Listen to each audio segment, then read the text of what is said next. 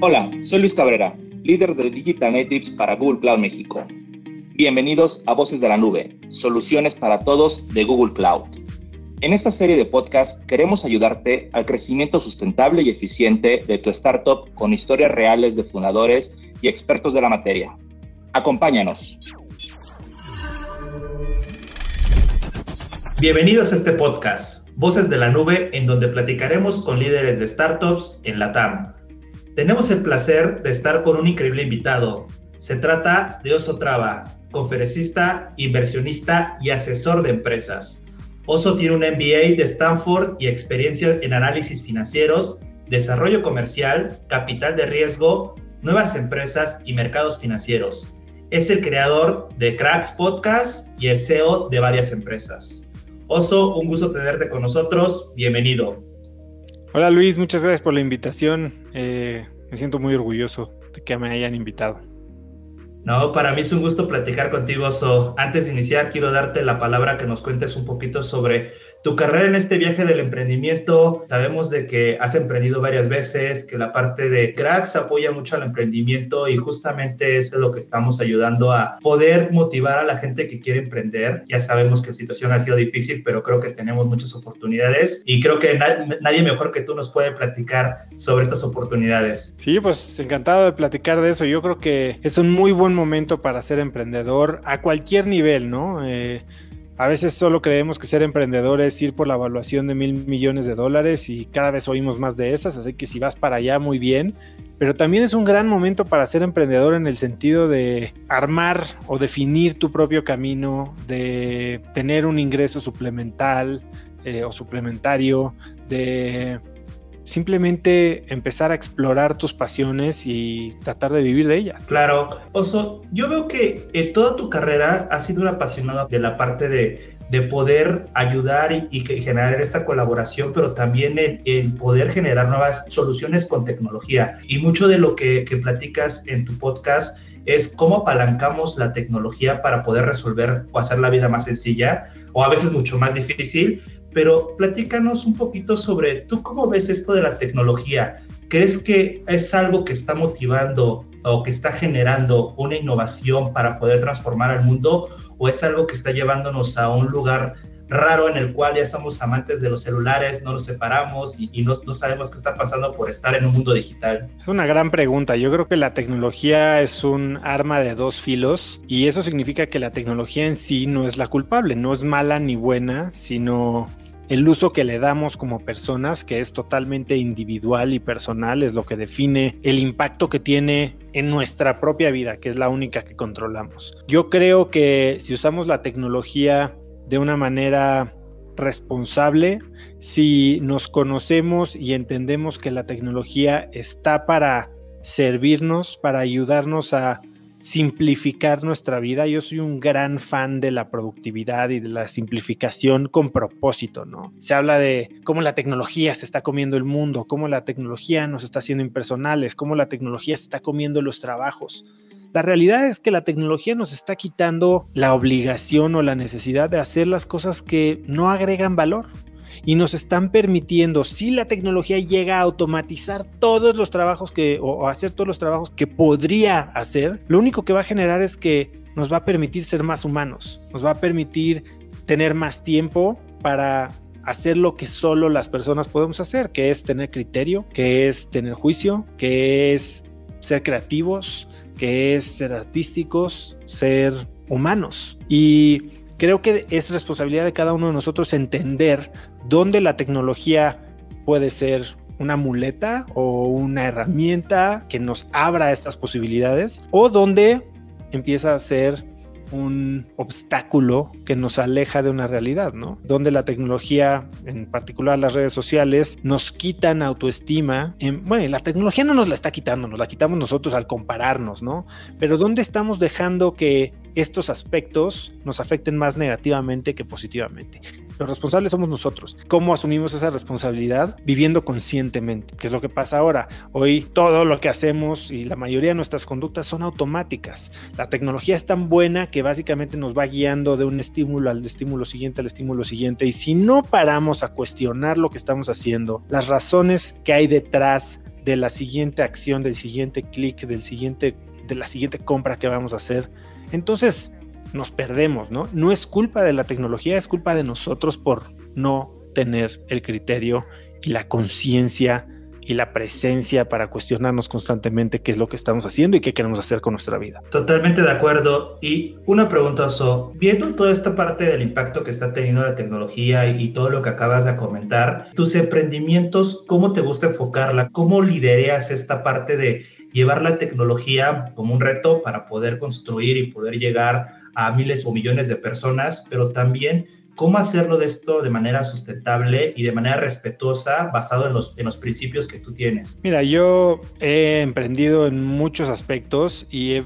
emprendido sin tecnología y con tecnología. Y nada me queda más claro que la tecnología es un potenciador, ¿no? Es una gran palanca, como dice Naval Ravikant. Tienes dos maneras de aplicar leverage o de aplicar apalancamiento a todo lo que hagas. Uno es el capital, el segundo es la tecnología.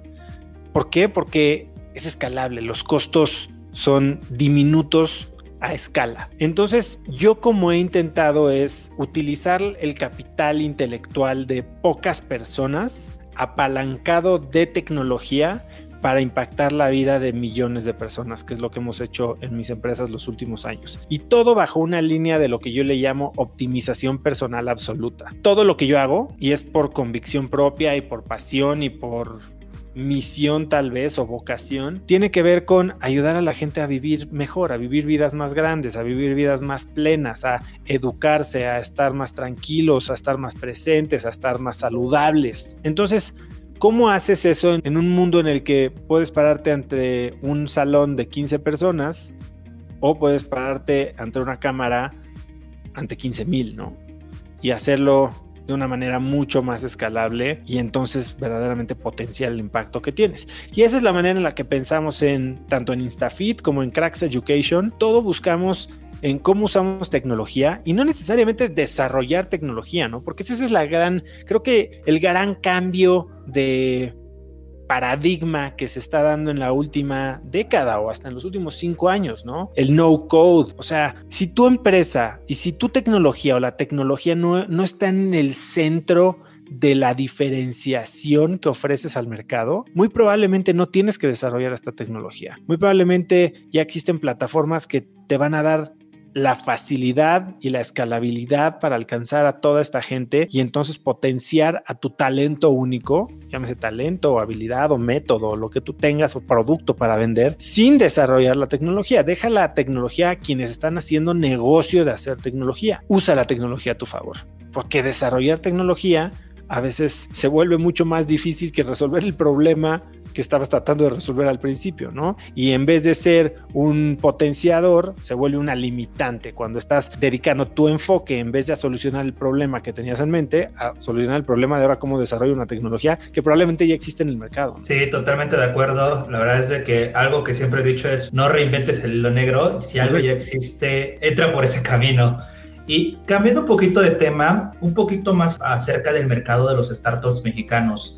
En tu opinión, ¿qué crees que los startups mexicanos les está faltando o podrían tomar como oportunidad para este año que sabemos que pues después de una pandemia ya tenemos una visibilidad de que posiblemente en algunos meses esté la vacuna ya para todo el mundo y podamos salir? ¿Qué habilitador o qué consejo les podrías dar a los startups de México para poder aventarse y decir, vamos por todo, este 2021 es el año bueno? Lo único que puedo decir que les falta a muchos, y no puedo generalizar, startups de México, es dejar de decir que son startups de México. ¿Cuántos startups gringos te dicen somos orgullosamente gringos? Nadie. Estos cuates van por el mundo. De entrada, el mundo es su mercado. Entonces, si vas a pensar en algo, entonces piensa, si quieres a nivel regional, pero deja de decir o creer que orgullosamente mexicano es un diferenciador. A nadie le vas a dar lástima, a nadie le vas a dar orgullo, nadie te va a comprar simplemente por ser orgullosamente mexicano. Y si sí, no va a ser significativo en tu crecimiento. Ve empresas como Kavak, la startup más valiosa de México. 4.4 billones de dólares. No es una startup mexicana. De hecho, el CEO es venezolano. Y ahorita, ¿por qué vale 4.4 billones de dólares? Porque va a Brasil.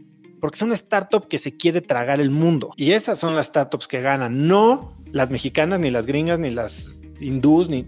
Las startups son globales. Y eso es lo que te permite la tecnología. Si la tecnología no te limita y el mercado no te limita, que hay productos para los que el mercado ciertamente es local, ¿por qué limitarte tú? Sí, totalmente de acuerdo. Este crecimiento y esta escalabilidad que podemos llegar, como dices, no tenemos límites, ¿no? El único límite es nuestra imaginación. Y deja de preguntarte algo, justamente también en llegar en el punto de cuando estás llevando esto a nivel máximo de crecimiento y de escalabilidad, en las situaciones que te has enfrentado, ¿qué mensaje les podrías dar a los startups para que sepan en qué enfocarse y en qué no deben de dejar de perder el tiempo para poder crecer como de esta escala global que están buscando? Pues creo que el grave error que cometemos muchos emprendedores al inicio es no pasar suficiente tiempo entendiendo cuál es nuestro mercado, cuál es el problema que tiene nuestro mercado. Y salimos queriendo ser todo para todos, ¿no? En este afán de querer ser globales, tal vez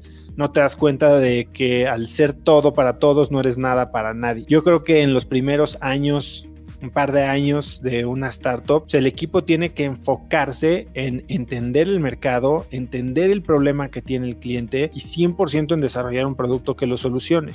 Eso es lo que te da el famoso product market fit. Muchas veces el emprendedor está más enfocado en levantar lana y vender espejos del futuro que en verdaderamente entender qué es lo que va a estar vendiendo. Entonces, yo creo que mientras tengas claro qué problema estás resolviendo y para quién, entonces todo lo demás se hace mucho más fácil. Es un trabajo un poquito aburrido, ¿no? Porque no aburrido más bien, es muy divertido, pero es un poquito frustrante a veces porque es mucho de prueba y error, es mucho de tener una hipótesis, probarla y darte cuenta que los últimos 2 meses o 2 días o 2 horas o $2,000 que gastaste, pues simplemente te dijeron una manera en la que no debes de seguir haciendo las cosas. Entonces es enfrentarte al fracaso constantemente, ¿no?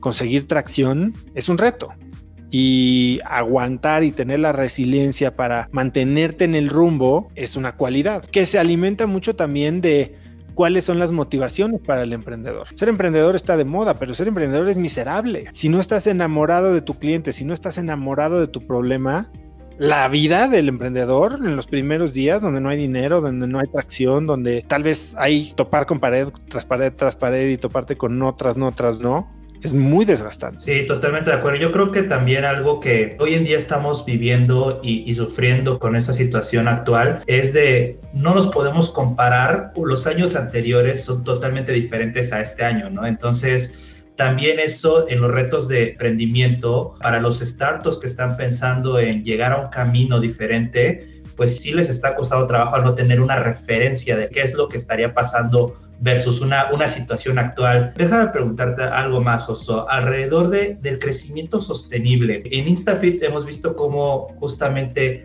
ha crecido esta parte ahora con lo de la transformación derivado a que pues, la gente ya no puede ir al gimnasio tan tranquilamente o a correr al parque. Ahora todo el mundo se volcó alrededor de poder hacer ejercicio de casa, poder empezar a trabajar desde un modelo totalmente diferente al que veníamos estado acostumbrados. ¿Tú cómo lo manejaste? ¿Cómo justamente mantuviste de manera holística y sostenible tu crecimiento sin desbordarte, sin quemar cosas por quemar, sino llevarlo de una manera estructurada y organizada? Bueno, a ver, la verdad es que InstaFit ya es una empresa de 8 años, ¿no? Y hemos pasado por crecimientos muy acelerados, algunos alimentados por producto y algunos alimentados por inversiones que casi quiebran a la empresa, ¿no? No era tan sostenible y hemos cambiado de estrategia pues varias veces, no solo en estrategia de cómo crecemos o de cómo pensamos en el crecimiento, sino en estrategia de producto. Y estamos justo a la mitad de otra transformación de cómo pensamos en el producto. Y precisamente estamos aplicando de lo que te acabo de hablar ahora, ¿no? Nos estamos moviendo a soluciones que tal vez no todas están desarrolladas por nosotros, tirando código que llevábamos usando 7 años y enfocándonos en nuestro verdadero diferenciador, tratando de entender cómo vamos a jugar en un mundo en el que ya es muy fácil crear un competidor para lo que hacemos nosotros. O sea, sí, la gente se movió a entrenar en casa, pero también todos los entrenadores que entrenaban en clubes ahora lanzaron su plataforma online. Entonces es una competencia brutal, ¿no? En la que hay poca diferenciación en contenido, hay poca diferenciación en precio. Entonces, ¿cómo podemos regresar, entender qué es lo que nuestro cliente está buscando? ¿Cómo se lo damos de una manera diferente, más barata, más enganchadora que los demás? Utilizando metodologías que tal vez no necesariamente tenemos que haber desarrollado nosotros. Entonces, la manera en la que nosotros pensamos en el crecimiento, que desde hace ya 2 o 3 años se enfoca 100% en la rentabilidad. Nosotros ya no crecemos a pérdida.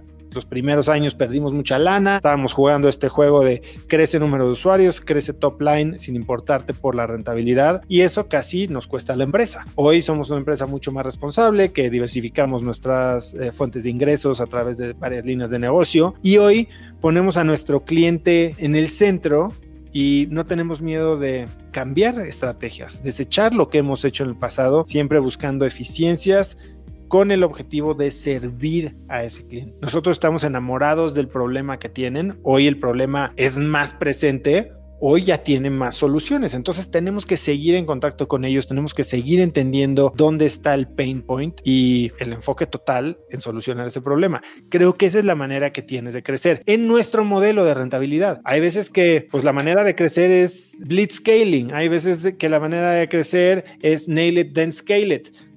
Hay muchas maneras de crecer y cada una tiene sus ventajas, sus desventajas, sus velocidades y sus costos, ¿no? Súper, súper. Y Oso, ha sido un gusto platicar contigo. Soy un gran admirador tuyo. Escucharte y poder estar contigo en esta conversación ha sido una experiencia totalmente fuera de mi cabeza. Una última pregunta. Si tú te encontraras con el Oso de hace varios años que estaba empezando a emprender por primera vez y le pudieras dar un mensaje, ¿qué le dirías a ese Oso de hace varios años? Esa es una gran pregunta. Yo le diría 2 cosas. Primero, entiende qué quieres lograr. ¿Qué quieres lograr? Muchos, y yo ciertamente, probablemente cuando emprendí la primera vez, yo quería hacer lana y no fue una buena razón para emprender. Entonces, ¿qué quieres lograr? Y segundo, haría un verdadero análisis de conciencia de ¿qué me importa? ¿En qué quiero estar trabajando? ¿En qué problema quiero estar trabajando los próximos 7 a 10 años de mi vida? ¿Dónde me apasiona la industria? ¿Dónde me encanta el tema? ¿Dónde me gusta el tipo de gente con la que me rodearía? ¿Dónde las actividades del día a día me motivan? ¿Dónde veo una ola de crecimiento y una ola de oportunidad? ¿Dónde veo retos interesantes? Entonces, yo que le digo a la gente que está a punto de empezar un negocio, cambiando de trabajos, graduándose de la escuela es: si no tienes prisa, no te la inventes. Tómate el tiempo para entender quién eres y dónde ves la oportunidad, porque esa es la decisión que probablemente va a tener el 70 o el 80% del impacto en el resultado de lo que sea que decidas emprender. Si tomas una mala decisión estratégica, no hay cantidad de táctica que la pueda arreglar. Muy interesante. Muchísimas gracias, Oso. Agradecemos mucho tu tiempo y que tengas un excelente día. Muchas gracias, Luis.